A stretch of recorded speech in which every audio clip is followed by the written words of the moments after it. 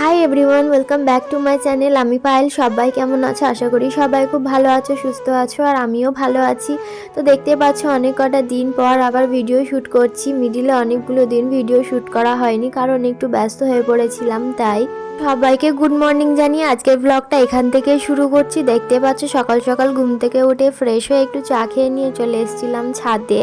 সকালবেলা উঠেছি ওই 8টা সাড়ে 8টা মতো হবে, আর এখন দেখো চলে যাচ্ছি ছাদে। ছাদে গিয়ে ঠাকুরের পুজোর বাসনগুলো ধুয়ে নেব আর পুজোর জন্য ফুল তুলবো। তারপর নিচে গিয়ে স্নান করে আজকে পুজোটা আমিই করব। তো ভিডিওটা তোমরা আগে দেখতে থাকো, আশা করি ভালো লাগবে। আর এই যে দেখো চলে এসেছি ছাদে। এসে দেখি রোদটা সেভাবে ওঠেনি, একটু ঠান্ডা ঠান্ডা করছিল, আর আমি একটু বেশি শীতকাতুরে টাইপের, আমাকে একটু বেশি যেন ঠান্ডা লাগে। তো যাই হোক, চলো আমার কাজগুলো করে নিই। দিলে আমি কিছুদিন ভিডিও শ্যুট করতে পারিনি, আগেই বললাম, আর ভিডিও পোস্ট করাও হয়নি সেইভাবে, কারণ আমি একটু ব্যস্ত হয়ে পড়েছিলাম। যেহেতু বাড়িতে শ্বশুরমশাই শাশুড়ি মা এসেছিলেন, তো ওনাদের সাথে একটু ব্যস্ত ছিলাম। আর আমি যেহেতু এখন ওই বাড়ি যেতে পারছি না, তাই ওনারাই আমাকে দেখতে এসেছিলেন। আর বাড়িতে বেশি লোকজন থাকলে সবসময় তো আর ফোন নিয়ে ভিডিও করা সম্ভব হয়ে ওঠে না, সেই জন্যই আর ওই ভিডিও করা হয়নি। তো যাই হোক, তোমাদের সাথে কথা বলতে বলতে আমার ঠাকুরের বাসনগুলো ধোয়া কমপ্লিট হয়ে গেছে। এবার পুজোর জন্য ফুলগুলো তুলে নেব। ঠান্ডা তো ভালোই পড়েছে, আর এই কুয়াশার জন্য গাছগুলোতে ভালোভাবে ফুল হচ্ছে না, বিশেষ করে জবা ফুলগুলো তো হচ্ছেই না।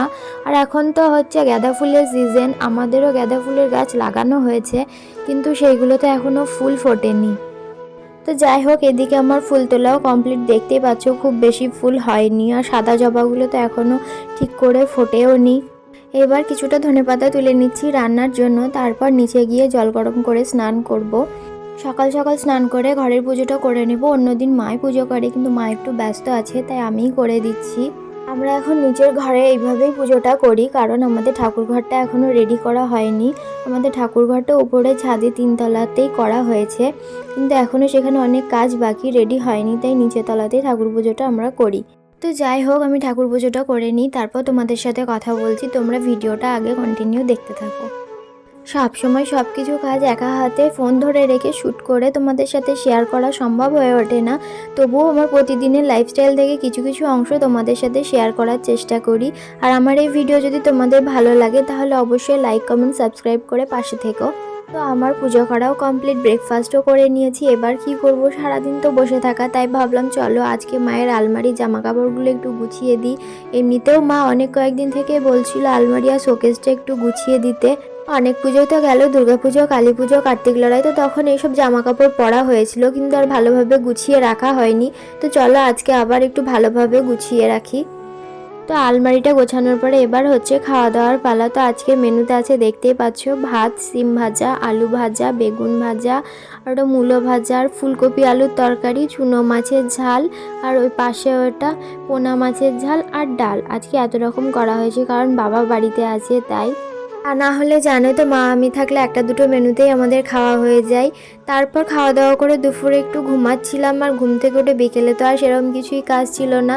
আর এই যে দেখো, সন্ধ্যাবেলা একটু চায়ের লিকার বানিয়ে তার মধ্যে হেনা পাউডার ভেজাতে দিচ্ছি, কারণ কাল চুলে একটু হেনা করব ভাবছি, তাই হেনা পাউডারটা ভিজিয়ে নিচ্ছি। দেখো, আর আমি কিন্তু হেনাতে ডিম ইউজ করি না। তোমরা কে কীভাবে হেনা লাগাও আমাকে কমেন্টে জানিও। তারপর আর কিছুই করিনি। এখন তো শীতের সন্ধ্যা, তাও আবার বাড়িতে মা আর আমি একা, দুজনের কি কাজ থাকবে। তো এরপর বসে টিভি দেখছিলাম, আর আমি বড়বাবুর সাথে কথা বলছিলাম। তো যাই হোক, রাতে খাওয়া দাওয়া করে এবার খেয়ে নিচ্ছি 1 গ্লাস কেশর দেওয়া দুধ। আর আজকের ভিডিওটা এখানেই শেষ করছি। আমার ভিডিও যদি ভালো লাগে, লাইক, কমেন্ট, সাবস্ক্রাইব করে পাশে থেকো। তো আজকের মতো টাটা, সবাই ভালো থেকো।